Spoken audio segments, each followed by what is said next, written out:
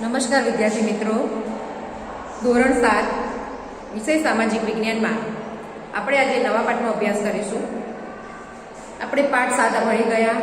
હવે પાઠ 13 સંસાધનોનું જતન અને સંરક્ષણ વિશે ભણીશું. સંસાધન કુદરતી સંસાધન પણ હોય છે અને માનવ સર્જિત પણ સંસાધન હોય છે. એમાં સૌથી પહેલા આપણે સંસાધનની વ્યાખ્યા જોઈએ કે સંસાધન કોને કહેવાય.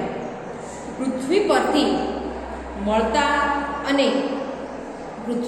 મળતા અને માનવીને ઉપયોગમાં આવતા કુદરતી પદાર્થોને સંસાધન કહે છે. સંસાધન એટલે શું? તો પૃથ્વી પરથી મળતા, એક માર્ક્સના પ્રશ્નમાં આવે છે, પૃથ્વી પરથી મળતા અને શું? પૃથ્વી પરથી મળતા અને માનવીને ઉપયોગમાં આવતા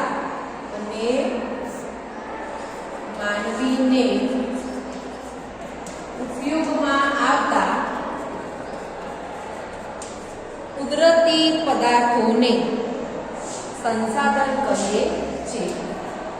કુદરતી પદાર્થોને સંસાધન કહે છે. મોસ્ટ આઈએમપી ક્વેશ્ચન છે આ કે સંસાધન એટલે શું અથવા સંસાધન કોને કહેવાય. તો પૃથ્વી પરથી મળતા અને માનવીને ઉપયોગમાં આવતા કુદરતી પદાર્થોને સંસાધન કહે છે. શું મળે છે કુદરતી રીતે આપણને? હવા, જે આપણને ઉપયોગી છે જીવવા માટે. જળ એટલે કે પાણી પે આપણને જરૂરી છે. નહીંતર શું થાય? હવા ના મળે, પાણી ના મળે તો મનુષ્યનું જીવન ટકી ના શકે. તો કુદરતી રીતે આપણને હવા મળે છે, જળ મળે છે, જમીન મળે છે, વનસ્પતિઓ મળે છે અને ખનિજો પણ આપણને કુદરતી રીતે મળી આવે છે. તો આ બધું આપણને જરૂરી છે. આ બધું સંસાધન કહેવાય છે કે જે પૃથ્વી પરથી મળતા અને માનવીને ઉપયોગમાં આવતા કુદરતી પદાર્થોને સંસાધન કહે છે. શું બક્ષિસ છે કુદરતી? આપણને શું મળે છે? તો હવા, જળ, જમીન, વનસ્પતિ, ખનિજો, આ બધી કુદરતની બક્ષિસ છે, કુદરતની ભેટ છે. આપણને કુદરત દ્વારા બધું મળેલું છે. વનસ્પતિ, ખનિજો કુદરતી બક્ષિસ છે.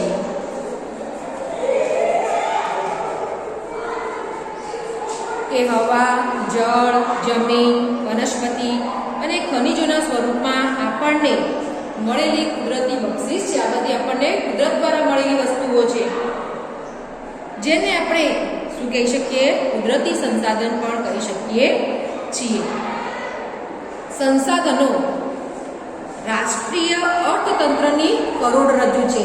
જે આ બધા સંસાધનો છે રાષ્ટ્રની અંદર આર્થિક રીતે મદદરૂપ થાય છે. એટલે કે અર્થતંત્રની કરોડરજ્જુ છે. ખાલી જગ્યાની અંદર પૂછાય છે કે સંસાધનો રાષ્ટ્રીય અર્થતંત્રની ખાલી જગ્યા છે, તો કરોડરજ્જુ સમાન ગણાય છે.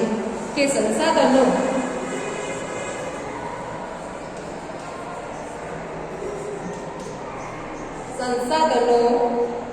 રાષ્ટ્રીય અર્થતંત્રની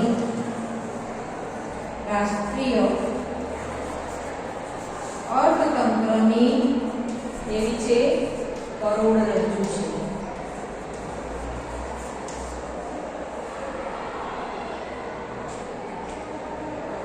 તે લોકોની શક્તિ અને સમૃદ્ધિના આધાર સ્તંભો છે. જે આ કુદરતી સંસાધનો છે, હવા, જળ, જમીન, વનસ્પતિ, ખનિજો સ્વરૂપે આપણને આ કુદરતી રીતે મળી આવેલું છે, જેને કુદરતી સંસાધન કહેવાય છે. તો આ કુદરતી સંસાધનો લોકોની શક્તિ અને સમૃદ્ધિના આધાર સ્તંભો છે. સંસાધનોની કેટલીક ચોક્કસ વિશિષ્ટતાઓ અને ઉપયોગિતાઓ પણ છે. જે આપણને જો હવા ઉપયોગી છે, જમીન ઉપયોગી છે, ખનિજો ઉપયોગી છે. સામાન્ય રીતે સંસાધનો મર્યાદિત માત્રામાં ઉપલબ્ધ છે. યાદ રાખજો, આ પણ આવે છે કે જે કુદરતી સંસાધનો છે જે આપણને અમુક એક મર્યાદિત માત્રામાં મળી આવે છે. તે સંસાધનોને વધુ ઉપયોગી બનાવવા આપણે વિવિધ ટેકનોલોજીનો, વિવિધ તકનીકોનો ઉપયોગ કરવો જોઈએ. હવે આપણે આગળ નવું સંસાધનોના પ્રકાર જોઈએ. સંસાધન કોને કહેવાય એ ભણ્યા, કુદરતી સંસાધન કયા છે તે જોયું. હવે સંસાધનના પ્રકાર.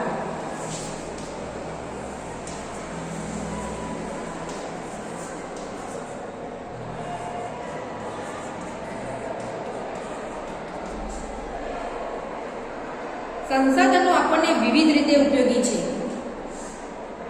ખેતીથી શરૂ કરીને ઉદ્યોગ અને પરિવહનની પ્રવૃત્તિ સુધીની તમામ પ્રવૃત્તિઓમાં પ્રત્યક્ષ કે પરોક્ષ રીતે સંસાધનો આપણને ઉપયોગી છે.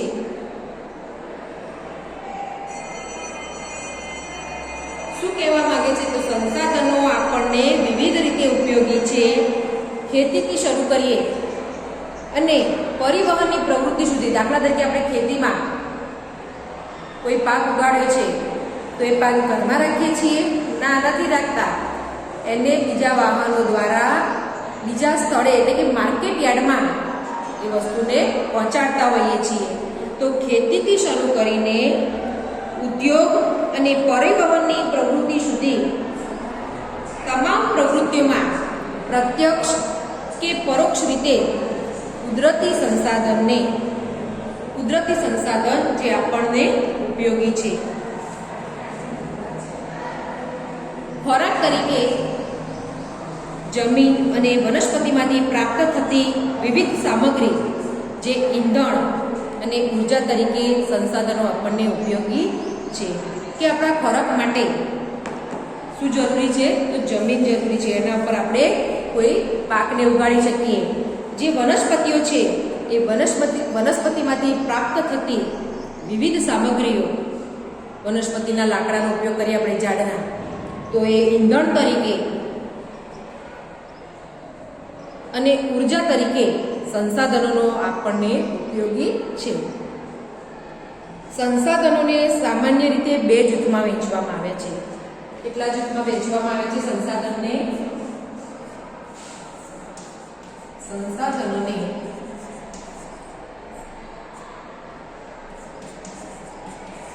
બે જૂથમાં વહેંચવામાં આવ્યા છે.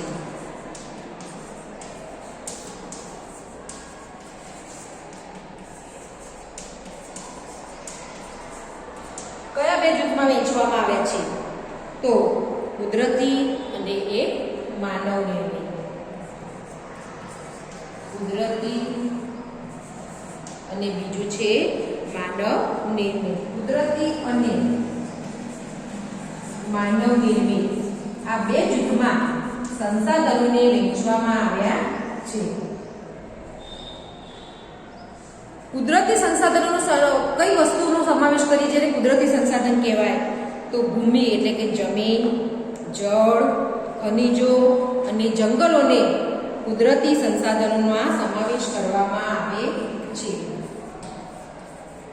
કુદરતી સંસાધનોમાં કોનો સમાવેશ કરવામાં આવે છે? તો જમીન, જળ,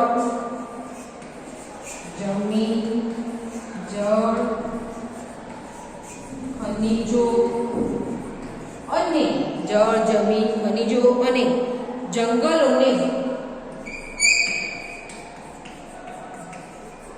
કુદરતી સંસાધનમાં સમાવેશ કરવામાં આવે છે. એનો સમાવેશ આ જમીન, જળ, ખનિજો અને જંગલોનો સમાવેશ એ કુદરતી સંસાધનમાં થાય છે. જ્યારે એમાં પાછા બે પ્રકાર છે. એના બે પ્રકાર, જૈવિક અને અજૈવિક. જે કુદરતી સંસાધનોમાં એનો સમાવેશ કરવામાં આવે છે, જેમાં એના પણ બે પ્રકાર, જૈવિક અને અજૈવિક.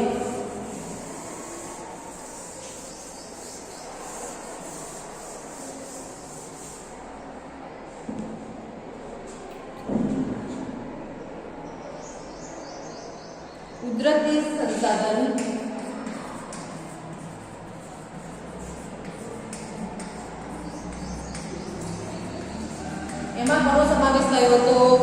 જળ, જમીન, ભૂમિ, જંગલોનો સમાવેશ થયો હતો. એના બે પ્રકાર છે, કુદરતી સંસાધનોના બે પ્રકાર, એક જૈવિક અને બીજો અજૈવિક.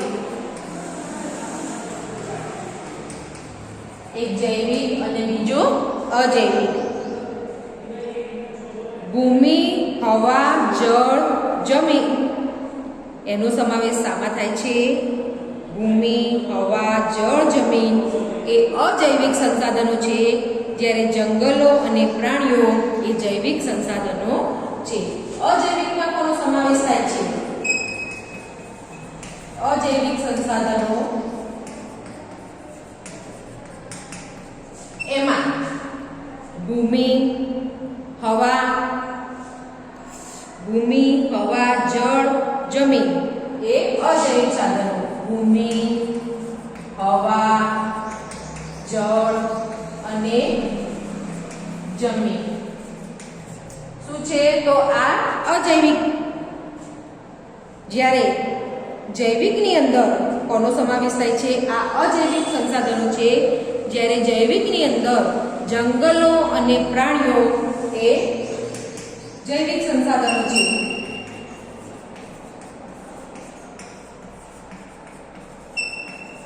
જૈવિક સંસાધનમાં શેનો સમાવેશ થાય છે? જંગલો અને પ્રાણીઓ. જંગલો અને પ્રાણીઓનો સમાવેશ જે જૈવિક સંસાધનમાં સમાવેશ કરવામાં આવે છે. માનવીએ સર્જેલા ઔદ્યોગિક એકમો, સ્મારકો, ચિત્રકલા અને સામાજિક સંસ્થાઓ વગેરે શું છે? માનવ સર્જિત સંસાધનો છે. આપણે કુદરતી સંસાધનો જોયા, હવે માનવ સર્જિત અથવા માનવ નિર્મિત સંસાધનો.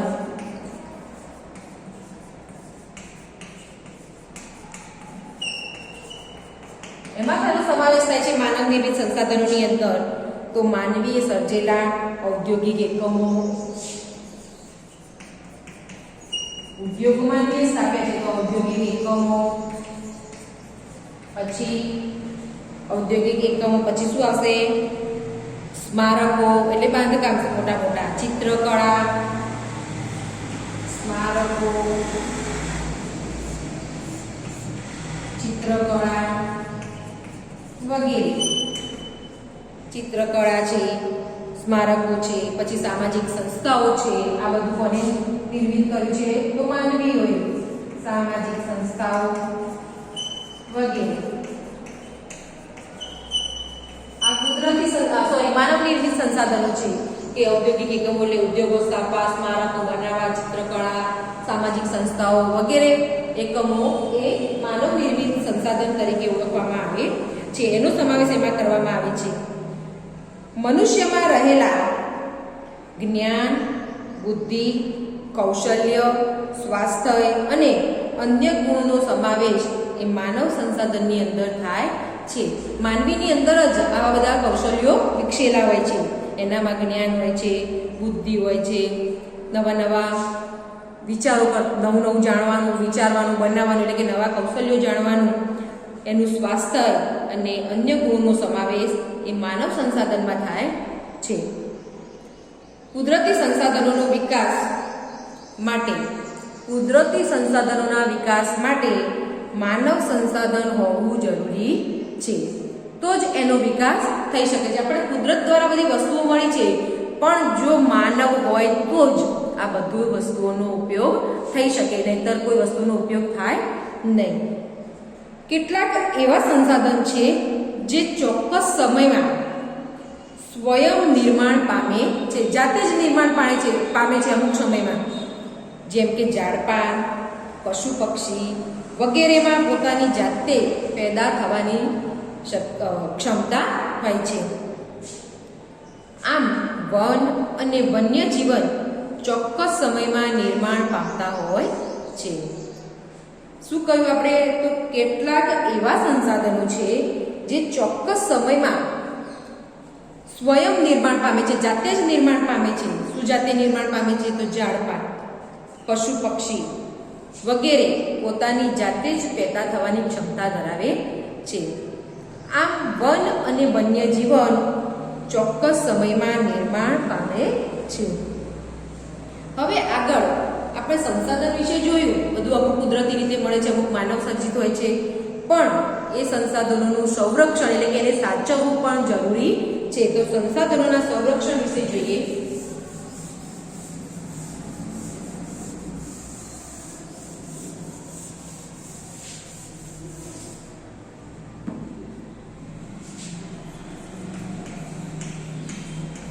સંસાધનોના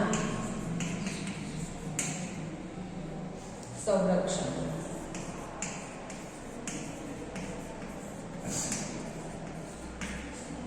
સંરક્ષણ એટલે જાળવી રાખવું, સાચવવું. કુદરતી સંસાધનો મર્યાદિત છે. ખાલી જગ્યામાં પૂછાય છે. કુદરતી સંસાધનો મર્યાદિત છે.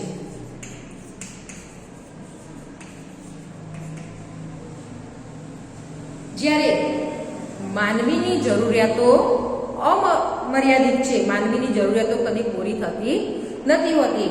કુદરતી દ્વારા જે આપણને મળે છે એ મર્યાદિત છે, પણ જ્યારે માનવીની, બંને યાદ રાખજો, કુદરતી સંસાધનો એ મર્યાદિત છે, જ્યારે માનવીની જરૂરિયાતો એ કેવી છે? માનવીની જરૂરિયાતો અમર્યાદિત છે. માનવીની જરૂરિયાતો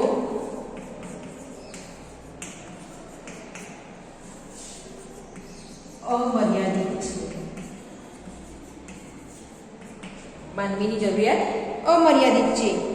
છેલ્લા કેટલાક વર્ષોથી તકનીકી ક્ષેત્રે થયેલા અસાધારણ વિકાસ અને વસ્તી વિસ્ફોટથી સંસાધનોનો ઉપયોગ ખૂબ વધી ગયો છે.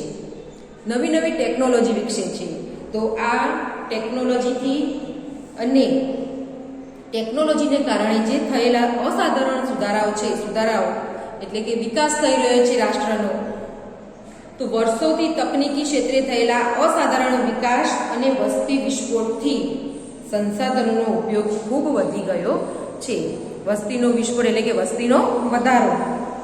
આ પરિસ્થિતિ વિશે ગંભીરતાથી નહીં વિચારીએ તો આપણને તેના માઠા પરિણામો પણ મળી શકે છે. માઠા પરિણામો પણ ભોગવવા પડે છે કે આપણને કુદરતી રીતે જે બધું મળે છે, કુદરતી સંસાધનો દ્વારા જે હવા, પાણી, જળ, જમીન, વનસ્પતિ, આ બધાનો ઉપયોગ એ માનવીય દ્વારા અમર્યાદિત થઈ ગયો છે. એમની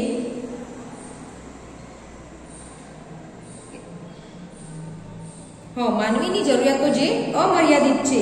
તો આ બધી પરિસ્થિતિ માટે ગંભીરતાથી નહીં વિચારવામાં આવે તો એના માઠા પરિણામ પણ ભોગવવા પડશે. વસ્તી વિસ્ફોટ, વસ્તી વધે તો એને બધી જરૂરિયાતો પણ વધતી હોય છે. એટલે જ ભવિષ્યની પેઢીઓ માટે સંસાધનોનું રક્ષણ કરવું એ આપણી સૌની ફરજ છે. અત્યારે હાલ તમે જોશો તો પાણી જે આપણને કુદરતી રીતે મળેલું છે, પાણી ઘણું બધું ઓછું થઈ ગયું છે. જો પાણીને આપણે સાચવીને નહીં ઉપયોગ કરીએ, બેફામ ઉપયોગ કરીશું, તો આવનારી પાછળની પેઢીને પાણી બિલકુલ મળી શકવાનું નથી. તો વિચારીને આપણે વાપરવું જોઈએ. એના માટે તો સૂત્રો પણ છે. જે કુદરતી રીતે મળેલું આપણને આ કુદરતની ભેટ છે. તો ભવિષ્યની પેઢીઓ માટે સંસાધનોનું રક્ષણ કરવું એ આપણી સૌની ફરજ છે.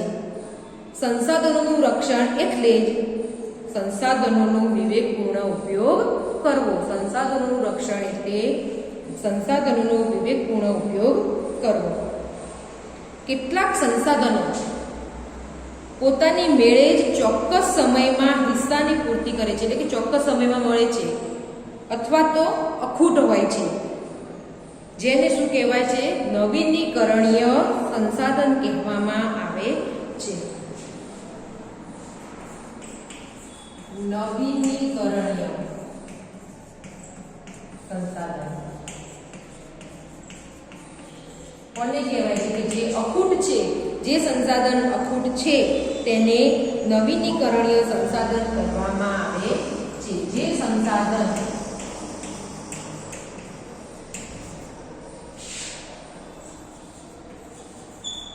અખૂટ છે તેને નવીનીકરણીય સંસાધન કહેવામાં આવે છે. બે પ્રશ્નો છે આના કે કેટલાક સંસાધનો પોતાની મેળે જ ચોક્કસ સમયમાં હિસ્સાની પૂર્તિ કરે છે અથવા તો અખૂટ હોય છે તેને નવીનીકરણીય સંસાધન કહે છે. દાખલા તરીકે જોઈએ તો જંગલો અને સૂર્યપ્રકાશ. દાખલા તરીકે અથવા ઉદાહરણ તરીકે શું તો જંગલો અને સૂર્યપ્રકાશ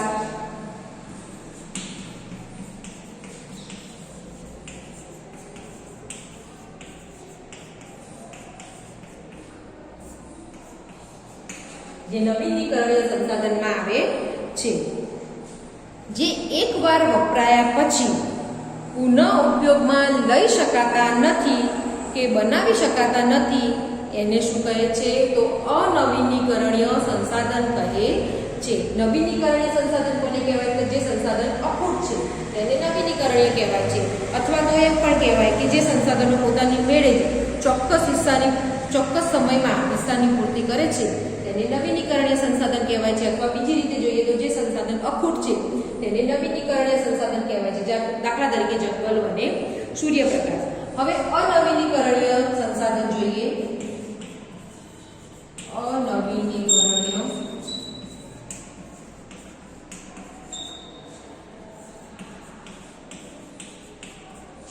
ચલો ઉપર જ નીચે દેખાય.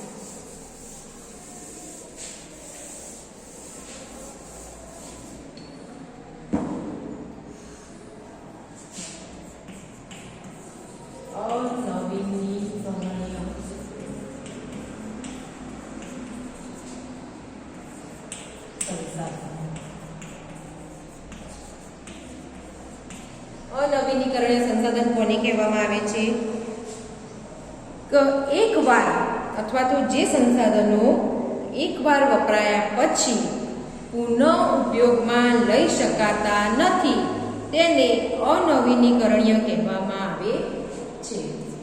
જે સંસાધનો એકવાર વપરાયા પછી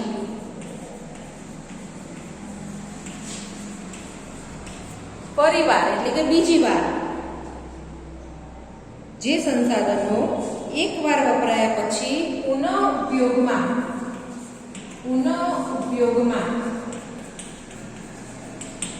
લઈ શકાતા નથી તેને કુદરતી સંસાધન કહે છે. પુનઃ ઉપયોગમાં લઈ શકાતા નથી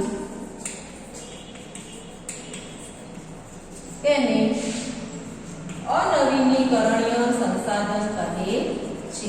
અનવીનીકરણીય સંસાધનો કહે છે. એના ઉદાહરણ જોઈએ કે કોને અનવીનીકરણીય સંસાધન કહેવામાં આવે છે તો પેટ્રોલિયમ, ખનિજ અને કુદરતી વાયુ. દાખલા તરીકે પેટ્રોલિયમ, ખનિજ, પેટ્રોલિયમ, ખનિજ કોલસો અને કુદરતી વાયુ.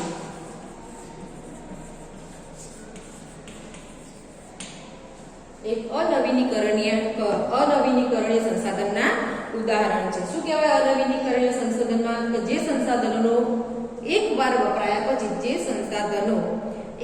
વપરાયા પછી પુનઃ ઉપયોગમાં લઈ શકાતા નથી કે અથવા તો ફરી બનાવી શકાતા નથી તેને અનવીનીકરણીય સંસાધન કહે છે.